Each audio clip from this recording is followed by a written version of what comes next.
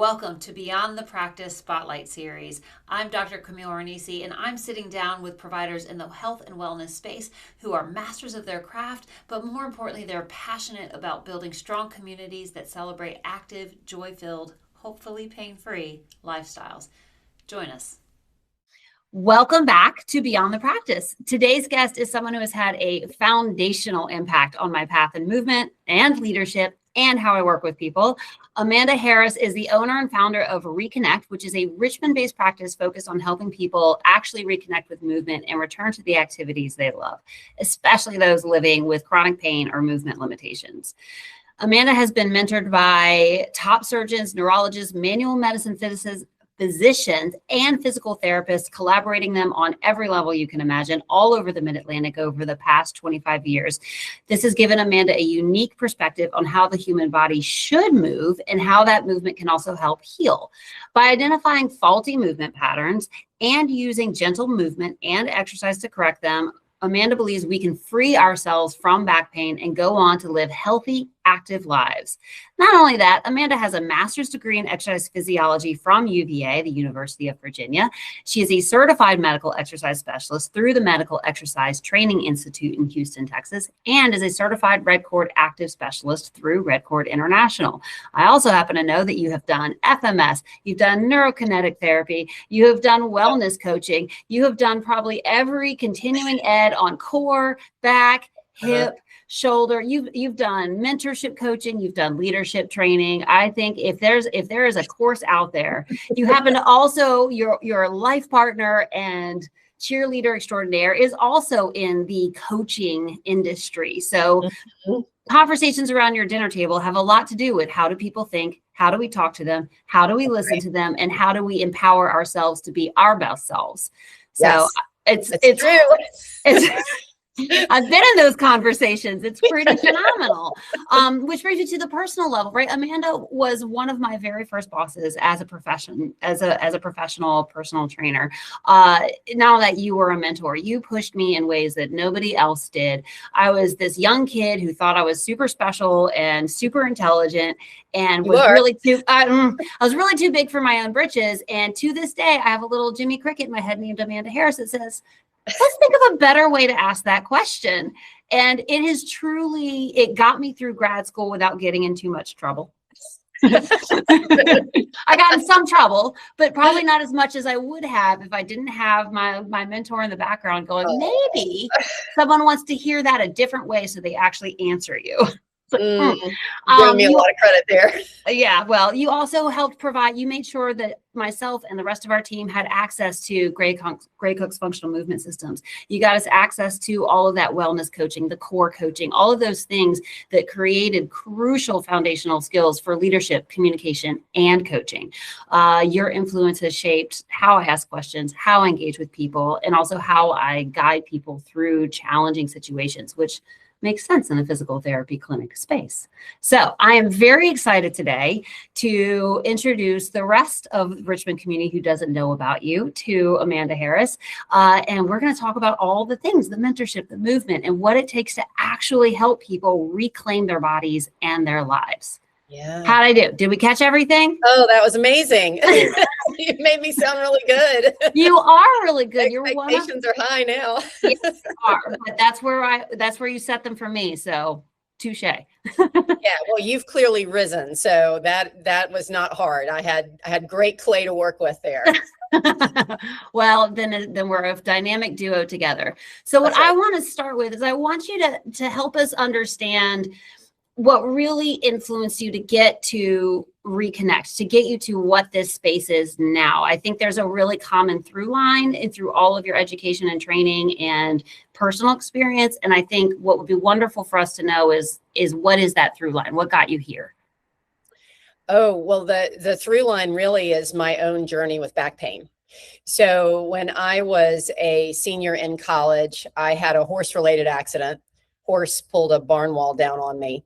And in that accident, I sprained a very big ligament between my pelvis and my lower back. And at the time, we didn't know that. All we knew was that nothing was broken because I was in a little tiny town, Lexington, Virginia. And although the girl who rescued me, thank God for her, took me to the emergency room after the accident, the doctor there, who was wonderful, he came in and said, this is a miracle that you have not broken any vertebra, because the wall literally fell down on me and covered me from the shoulders down. And she had to drag me out from under the wall. And, for any of your listeners who are curious, the horse was fine. Always the most important question. Yeah, everybody worries about the horse. Horse was fine. I was not fine. Anyway, so after they looked me over and x-rayed me, and the doctor came out and said, well, the good news is your back is not broken. You're really, really fortunate. They basically gave me painkillers and muscle relaxers and told me to sit on the couch for 2 weeks, surf the couch for 2 weeks, lie on it, sit on it, just don't move a lot, and then return to activity. There was no mention of physical therapy. I mean, this was the 1990s. I'm dating myself, but still, there was no mention of physical therapy or slow rehab. And I was telling somebody the other day, I didn't even think to ask the athletic trainer at my college. He would have been more than happy to help me rehabilitate. But, the doctor said 2 weeks and then return to activity. And that's what I did. And I returned to weightlifting and teaching group exercise, which back then we called it aerobics. And I returned to riding my horse and doing all the things that I once did. And, I got away with it for another year. And then you're strong. Yes, I was strong. I was fit. I was healthy. But then about a year after that happened, when I got into graduate school, I started realizing that I was not okay. And I was having episodes where my back would just go into extreme spasm and I couldn't stand up straight. And I went through a journey with that for probably 3 years before I met a manual medicine physician, an osteopathic type physician, who was able to help me out of those moments of crisis. Because up until then, it was just lie in bed and hope that my back would calm down. Right. And so he was able to intervene and help me. And he taught me a lot, sort of set the stage for what became the method that I still use today to help people get on the other side of back pain. But it literally sort of set me on this crusade because I was a young, active person that wanted to continue to be young and active and healthy and fit. And this back pain thing, it felt like it would sneak up on me when I was least expecting it. And I felt like that was wholly unfair, Yeah. And I go through 12 weeks of physical therapy after an episode like that. And they would pat me on the head and say, good job. You hit all your marks. Everything's good. Now go back and get as strong as you can. And I'd go back to the gym. And within a week or two, I'd be back in the doctor's office. It was so frustrating. Absolutely. So I sort of wound up on this crusade of how am I going to solve this? And as I did that, of course, like whatever happens with somebody who's like me and just keeps saying, I've got to learn, I've got to learn, I've got to learn. I started sort of amassing a following where I was working at the club company at the time, right? People started to flock toward me. They were like, you're the girl to go to with back pain. I was like, guys, I haven't solved mine yet. But they still wanted to work with me because they knew I understood. I got where they were coming from. But anyway, that's sort of what set the whole thing off. And I think that because I was going through my own thing, and even to this day, I have gone through my own thing. I have so much empathy and understanding. And when people come to me and they say, I'm going to tell you something you're really weird. You're going to think I'm really weird. And I'll go, probably not. Try me. Been there, done that. Go ahead and tell me. Yep. Yeah. I couldn't agree. That's the through line. Yeah. I think that, the story of, and we all know you are not a physical therapist. Let's be very clear. Because, no, I am not a physical therapist. Despite everyone going, why aren't you a physical therapist? Or the amount of time. Nope. Probably wise.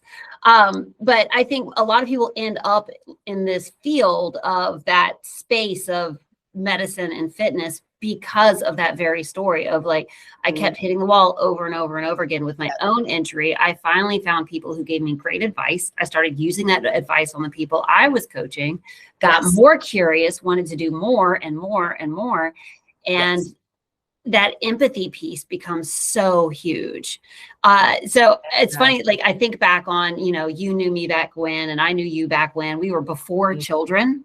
right? Yes. Neither of Yes. us had Before had any of kids us had yet, children. Yes. before any of us had kids. So, and I think back now on stuff that I did or said that was so well-meaning and so correct, but really tone deaf or really not helpful to the person in the way that it could have been. And I'm curious if there are lessons you have learned in your many years of experience that have let you reflect on that and change how you approach people, like any issue. Well, yes. I think the empathy piece is big. You know, if you have been through some stuff, and I do find that a lot, and you probably do too, where you meet somebody because you've been through your own stuff too, your own journey with your body, right? Yeah. I think it's okay for me to say that. I hope it's Absolutely. Oh okay yeah. for you. No, the SI But I joint think, thing has been 25 yeah. years. Yeah. Yeah. So when you've been through your own stuff, you have a lot more empathy for folks who are going through their own stuff. And even though no two journeys are necessarily alike or even identical or anything close to being that way, I think that there's that saying about walking a mile in someone else's shoes, but if you've walked a mile in your own shoes, it was hard enough, then you can appreciate that whatever somebody's going through is significant to them. And I think that was one of the things that I can't even remember how I learned it. Maybe I learned it by watching the expression on the other person's face. If I thought somebody was selling themselves short or quitting before they were ready, before they needed to quit, I would sort of coach them on that. But I think I've learned to be even softer about that and really make sure that I tell them how much I appreciate what they're going through. And often people will try to discount it, right? They'll say things like, well, it's not like I have cancer. I get that a lot. Like I will have somebody who comes in and they'll say, I have a big healthy dose of perspective because I was in this waiting room and, I was with a friend and the friend was going through cancer and there were all these people that were, terminally ill. And, you're looking at them and you're thinking, and I'm complaining about my back pain. And I think one of the things that I learned very early on is appreciate people for their own journey. And it's not fair for you, yes, it's a wonderful perspective is a wonderful thing. It's good to relate and say, oh, wow, I'm grateful that all I'm dealing with is back pain. And then at the same time to acknowledge that's significant in its own right. Like, let's not discount it because it's not a terminal disease. I mean, appreciate that you don't have that, but also let's not discount it because it is something that is keeping you from living your best life. So let's come at it from that angle. Do you know what I mean? So I think, Totally. I guess what I'm saying is there have been moments where as much as I have empathy, I had to learn to help people appreciate and for me to appreciate people's own journey, even if it wasn't even close to mine. If they've got nagging aches and pains, we have to meet them where they are and help them to get to the other side of it because it's clearly impacting their lives or else they wouldn't come to us, right? So Right. Like everybody's hard is hard. Like hard is hard. hard is hard. Yeah. Hard is Yeah. hard is hard. And I do think that to me, I feel like having the perspective of just how hard it can be kind of helps Yes. put you back in reality of like you can work Yes. through this. Yes. I think I wish everybody could go spend time in inpatient rehab or in an ER or wherever, and not for the like what you have isn't that bad compared to others, but more of like what you have is finite. So Yes. maybe like yeah. there will be an end to this and you are not guaranteed when that end is, and how hard that ending is in your control to an extent. So having the perspective of you can be in your hard and you can empower yourself to get to the next step. Let's do this. The other thing that I think I learned along the way, kind of jumping off of that point, because that was a really good point, is that managing expectations is hugely important for both of us in our professions, right? Like to help people understand. So often when I get a new client, they've come out of maybe a 12-week treatment in physical therapy or something like that. And they just feel like they're not there yet, or their pain keeps returning like mine did after physical therapy. They've had great therapy. It's not the therapy's fault. It's that they're now putting so much demand on their system that they're back in pain. And so they come to me and they'll say, you can fix me, right? Or how many months will it take for me to be whole again? And so what I try to help people understand is that, especially if you're over the age of 35, I mean, that's what research tells us. You've got structural changes in your back. It's never going to go back to the way it was when you were 15, 18, 20. You know, like we can't turn back time and make the spine, the structure itself, perfect again. But what we can do is teach you how to manage your body where it is right now. And one of my big things is I want you to learn how to manage your body so that you can manage your body for a lifetime. So you don't have to keep coming back into treatment, right? Like, let's talk management instead of fixing, because I'm not a mechanic and I can't fix you, but you can learn to manage yourself. And I think that's a huge turning point for a lot of folks that come to see me, is they're like, oh, I can be in charge of my care. You know, I don't have to depend on others all the time. I mean, yes, you still might want to see a practitioner here and there, right? Like, there's nothing wrong with that. And we encourage that. But it's more like empowering these folks that, yeah, you can actually manage your own body in real time. And it's absolutely necessary to do that. Right. That's, yeah. People are like, oh, and this will never happen again. I'm like, well, can't promise that. If any provider anywhere says, I guarantee this will never be a problem again, run. Like, run. Run, don't walk. Run. Like, right. One of the most critical lessons I think I learned, and I feel like you kind of are in that same boat of like, I stopped saying the body is a machine, right? Like, it's not input equals output. And then you just need to turn this wrench and tighten that belt. It's an organic material. It is a tree, and every tree tells the story of how it grew. Yes. Right. So we can't go in and reshape how it grew, but we can direct it towards where it's going to go. And I think that softness in our coaching has really helped people feel empowered. And I think that's really cool that that's where your journey took you as well. I think when you live with pain, you have to do that. My phrase is always, what you're going to do is it's going to happen less frequently. Yes. When it does happen, it's going to be less intense. Exactly. It's going to be a duration, and you're going to recognize the signs before it starts. Yes, exactly. That's exactly what I say. That's awesome. That's exactly what I say. Less frequency, lower intensity, shorter duration, and you're going to know beforehand. Yeah, and it's always going to be your thing. Time to intervene. Yes. Yeah. No, that's beautiful. I love that. Yeah. Yeah. Cool. And I think so. You've used a lot of different education points to get you all of the skills to create your own model. So you have done Stop Pilates. Yes. You've done red cord. I see the red cord hanging in the background. You've done FMS stuff. So tell us, first off, explain red cord, because I think that's the number one that people will have no idea what that is. Okay. Everyone has an idea of Pilates, but red cord looks like a very different piece of equipment. Yeah, well, that's the apparatus. Let's see, there's a table under it, but you can kind of see there are ropes hanging there. So it's very difficult to explain. I'm just going to say that out of the gates. I joke that it's a lot like chocolate. You have to experience it. It's difficult to describe, but I'll attempt to describe it.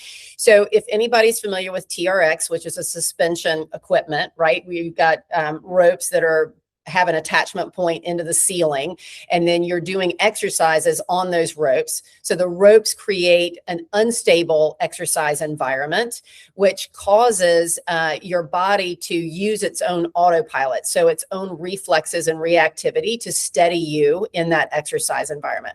So if you're familiar with TRX, we in the red cord world say that red cord is like TRX with a PhD.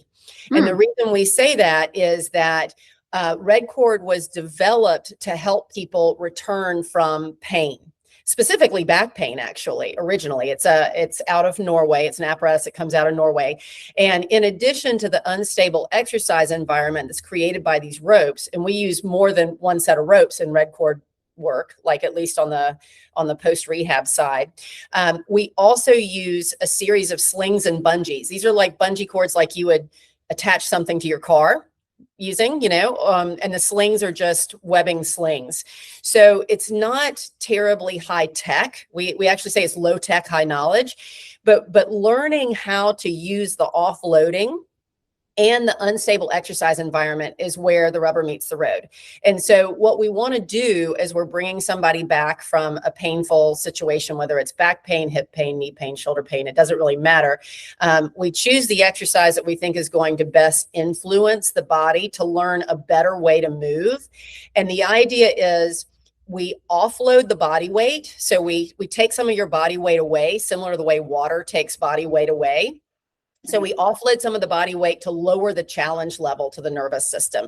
So we try to make the exercise environment easier, gentler, the exercise itself easier for you to perform, but the ropes still create that unstable exercise environment that trips your autopilot. So it forces your brain to make those quick split-second decisions that you can't consciously make on your own. So we're really tapping into your nervous system to help you learn how to move better in a pain-free way.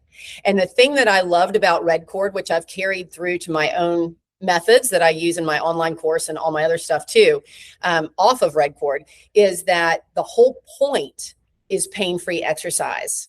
And that really does differentiate what I do from what you do, Camille, because in the physical therapy world, you all can work with pain. You can work with acute patients. You can work with folks who are actively in pain. I don't want pain in here.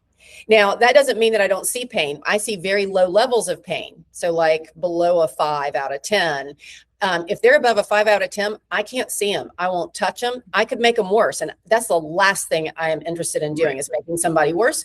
But what we do on Red Cord is we make sure that every single exercise is done in a pain-free range of motion. And I do that in my non-Red Cord exercises as well, which is exactly what helps to retrain the nervous system to move pain-free. So so Red Cord really gave me a huge boost when I was developing my own methods, because, you know, I have clients all over the United States that I see online or in some of my online programs and courses, and I can't put them on this, but I have ways of still stimulating the nervous system and getting them there. And that was what I learned from these guys. Yeah. And I guess that's kind of one of my questions is, you know, we certainly have some of our specialty equipment, right? Like I have a couple of pieces. I really minimize it, partially because everything is so stupid expensive. Yes, but I also buy it. Yeah, and it's like, but my bigger thing is I always think about, you know, the one thing that has been true in exercise is the dawn of time is specificity, right? Of like, how do you take something highly, highly specific and make sure it fits their general needs? So you look at things like Red Cord, which sounds fantastic. It sounds like a way people can access basically a lot of the gains of aquatic therapy without getting in a pool for particular things, right? Without having to deal with a pool. But certainly nobody has it at home. They're not going to set up rigging in their own house. That would be a questionable practice. So how do you take someone out of the cords and onto the floor or into their day? Like, what is that transition? Okay, so long before the whole COVID shutdown happened, I was trying to figure that out. But like so many other people, the COVID shutdown forced my hand, and I had to get really good at doing what I do on Red Cord without Red Cord.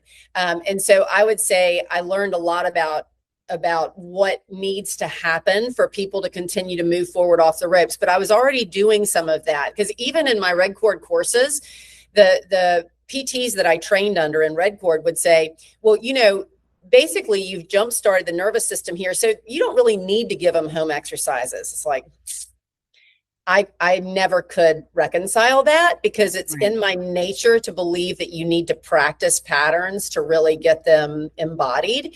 Well, that's motor control, right? You have to practice frequently. Exactly. And I think the Red Cord PTs were like, well, we're going to see people for 3 visits a week for 12 weeks. And then, you know, and so it was more of a standard PT model, even though they weren't doing hour-long sessions on it. They were, you know, really stimulating that nervous system on Red Cord over and over again. My model was always different. I wanted to see people in here once a week and then let them practice on their own, mainly because I want to build independence and self-efficacy, as we say in the coaching world, right? Like I want people to be able to depend on themselves and be confident in their own abilities to manage their situation.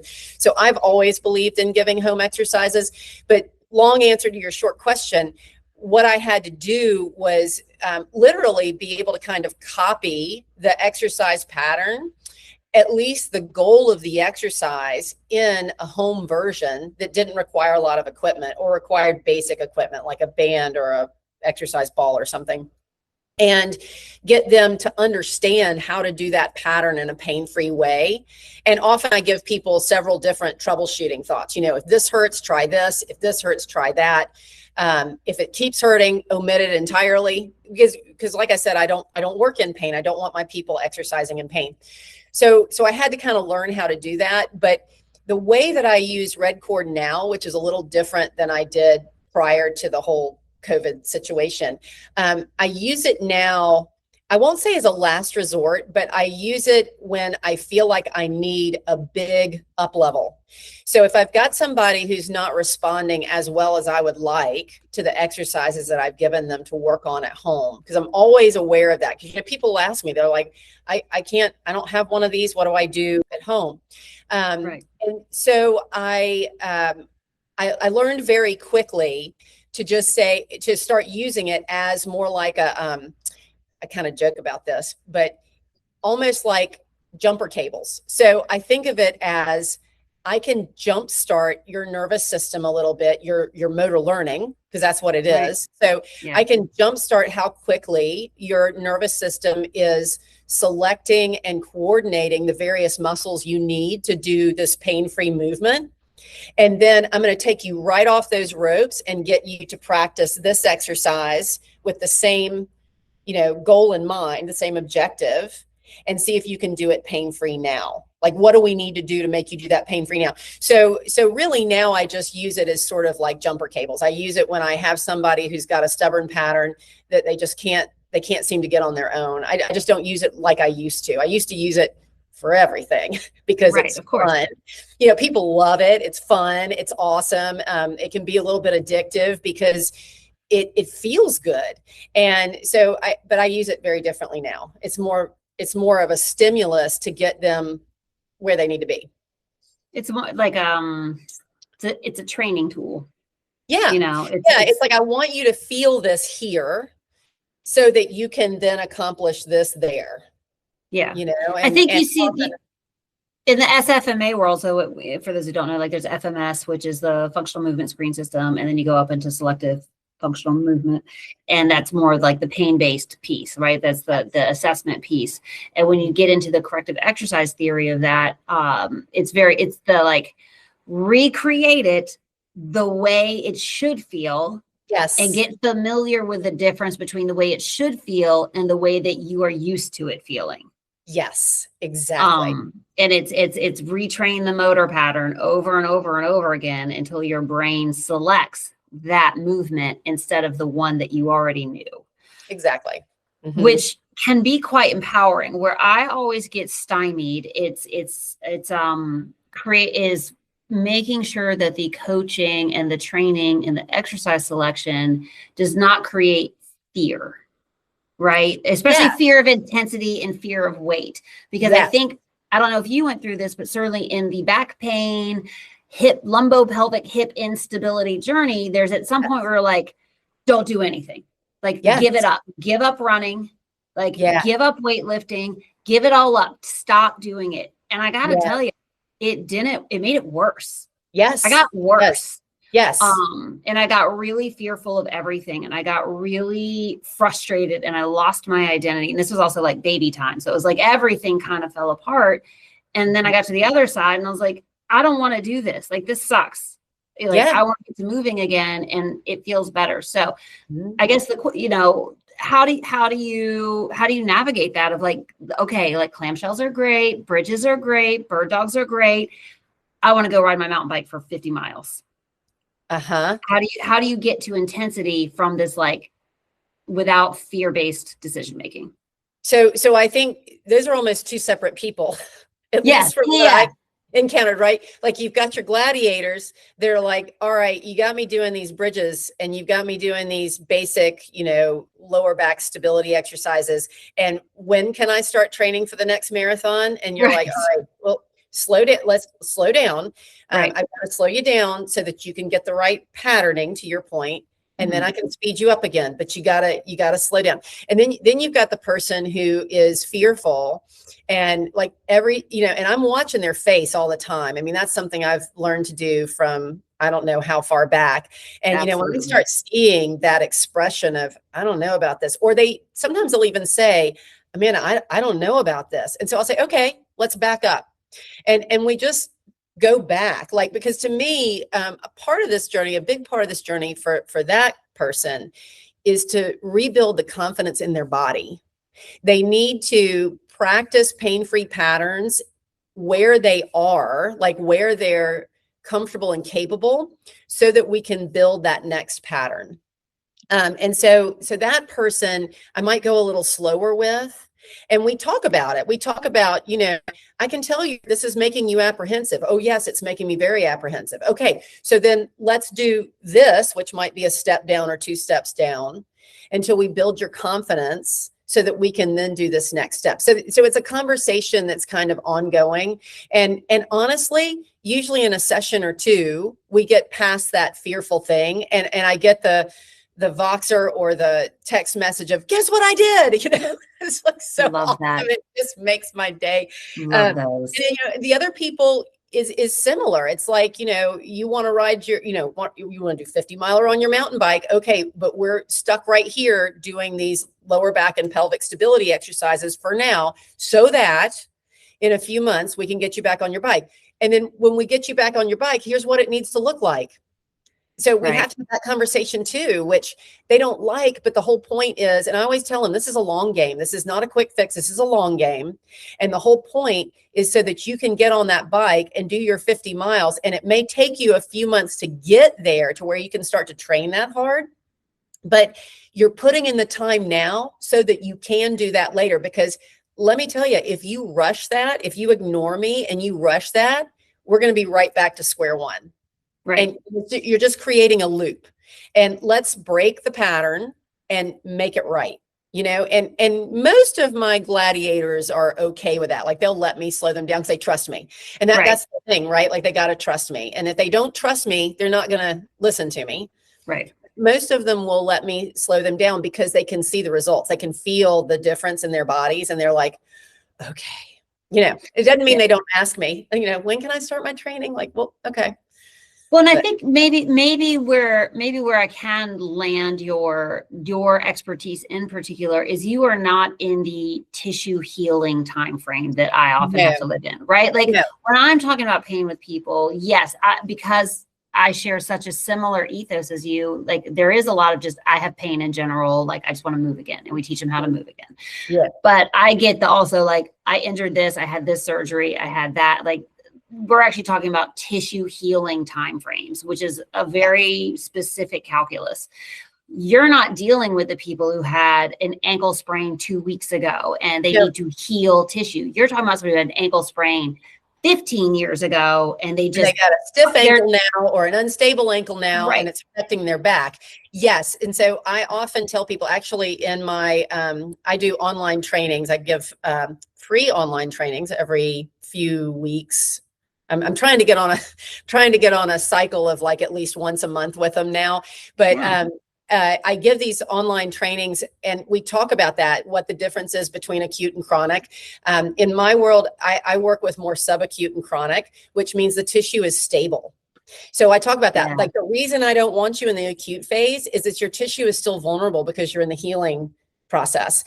I want to see you when your tissue is stable, so that there's not a big question about what we're doing and whether the exercise is making you is going to hurt you, because it's not. Like, we're in that more chronic element. And so if you have pain when you're working through my exercises, I know it's not because we've pushed healing tissue too far. I know it's because your mechanics are off. So let's back it up. And let's knock back the challenge and get you using the right muscles in the right order, in the right amount, and move you forward again. So it's helpful to me because I know I'm not doing more damage. You know what I mean? Like, totally. I don't, that's why when people are like, don't you sort of wish that people thought you were a physical therapist? I'm like, absolutely not. I don't want to play down there. I don't like that phase. I like this phase. So yeah, it's to me, we were both corrective exercise specialists before we were anything else, I think. And I think there was always that dance of like, well, we don't treat pain. Right? We don't treat pain, but that's baloney because everybody has pain, right? Like pain becomes this big 4-letter word. It has a lot of fear around it. It has a lot of anxiety around it. It has all these problems. And I think, and we know even like basic, like going for a walk can alleviate a lot of pain, sometimes depends, just moving can a lot of times change pain for the positive. So it's the exercise matters less than the actual act of being with someone who's good at guiding you through it. That said, the exercises themselves become very, very specific to that motor patterning and retraining the system. And I think you've been able to pull so much together from so many specialty fields. You just don't put your hands on people. Right. Right. You don't manage. To me, it was always like, I can't touch your joints. I can't touch your nerves. I can't touch your boo-boos. Now as a DBT, I can. And that's where our intersection is really beautiful because I can touch the joints. You don't touch the joints, but at some point I need them to not live in fear of just getting out and doing it. And that may or may not be in my clinic, but it can be with someone who has a personal trainer, coach lens. I know you're not a personal trainer, but you have this lens that is the, let's just exercise.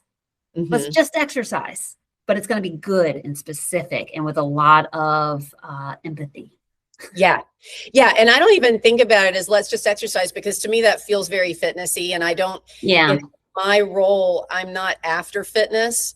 And it's funny because I had somebody once accuse me of not liking fitness or not liking strength training. And I was like, hold up. Let's take it back. That is not it at all. As a matter of fact, I strength train, I cardio train, I do all those things. But the point is, in order to get there with healthy movement, we have to start way back here. We have to start with making your stiff places more mobile. We have to start with getting control of your lower back again and getting control of all the muscles around your pelvis, especially the ones around the back and the sides. We got to get all that back online and get that operating really well. And then once you're moving well again, we put strength on you. And I've started doing a little bit of strength training with people, more functional strength training, more, compound type exercises, because what I want them to understand is that is a necessary component. Like, I'm always sad if somebody leaves here after they feel like their pelvic stability has really gone up and their lower back stability has really gone up. And they're like, okay, I'm just going to go back to life now. It's like, well, hold on, because you need the strength to develop what I think of as durability and resilience. Durability, because it makes you more resistant to those setbacks we were talking about earlier with back pain. Yeah.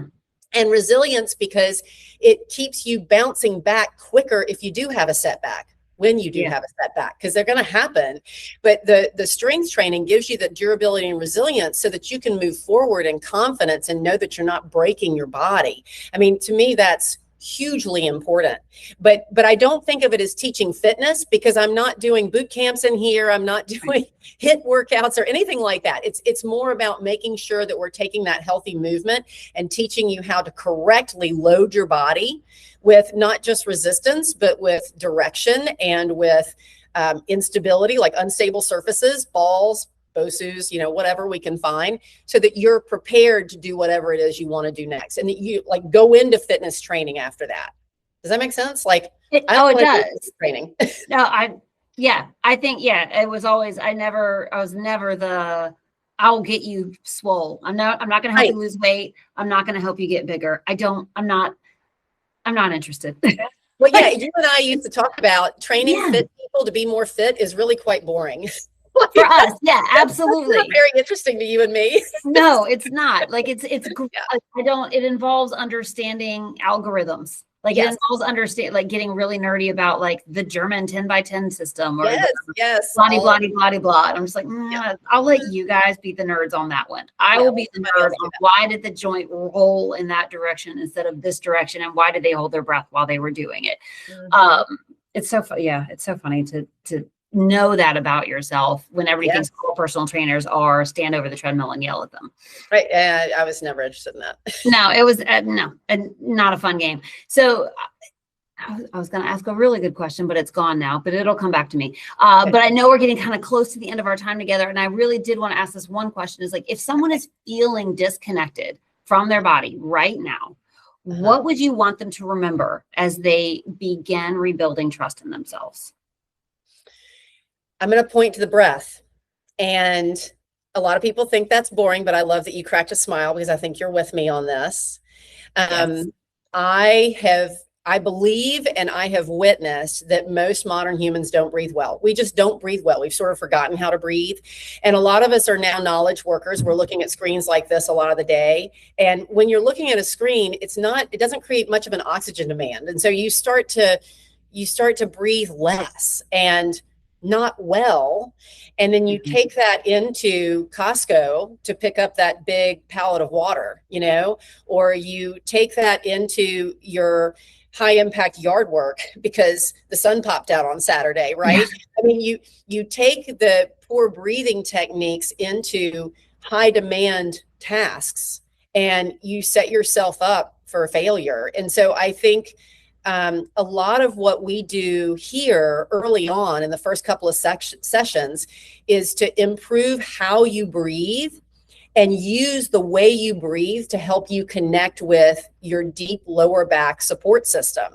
Absolutely. And as you restore that connection, and I kind of have a way of kind of coaching people through this, as you restore that connection, you literally start to reconnect, which is the whole reason I named my practice what I named it.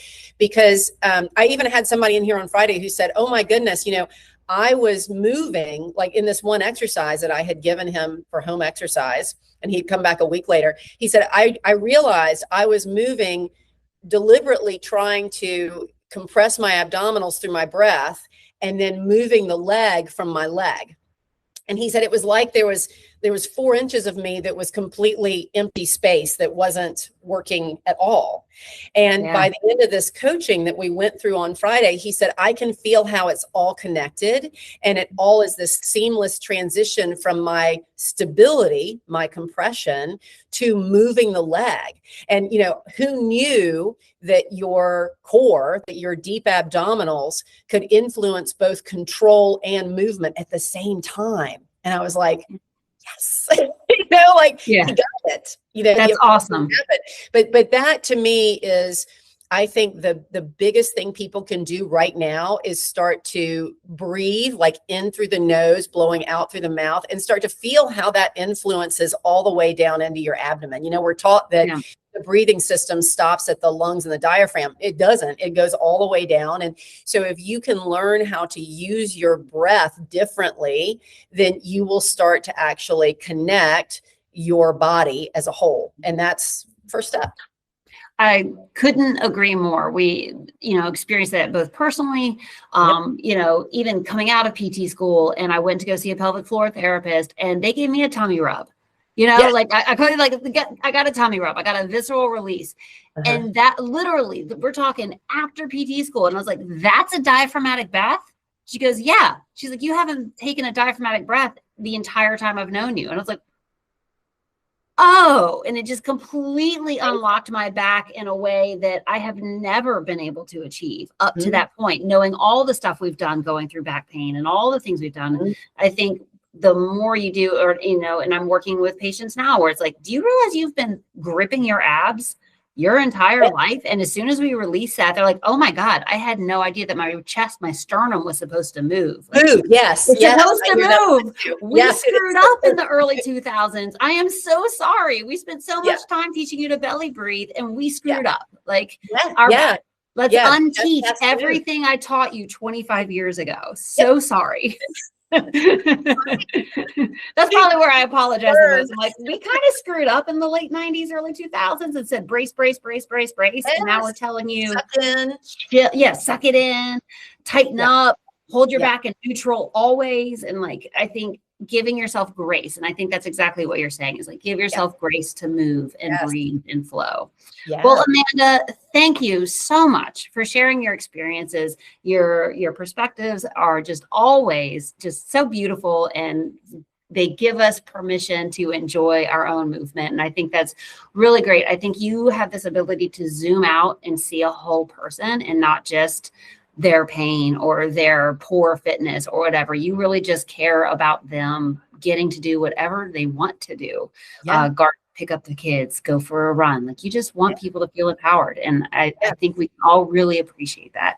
I personally am forever grateful to you for the influence you've had on my career to this day, for the rest of my life. It will always be something I know that I've got you in the back of my head and on the phone just to say, hey, I have ideas. What do you think?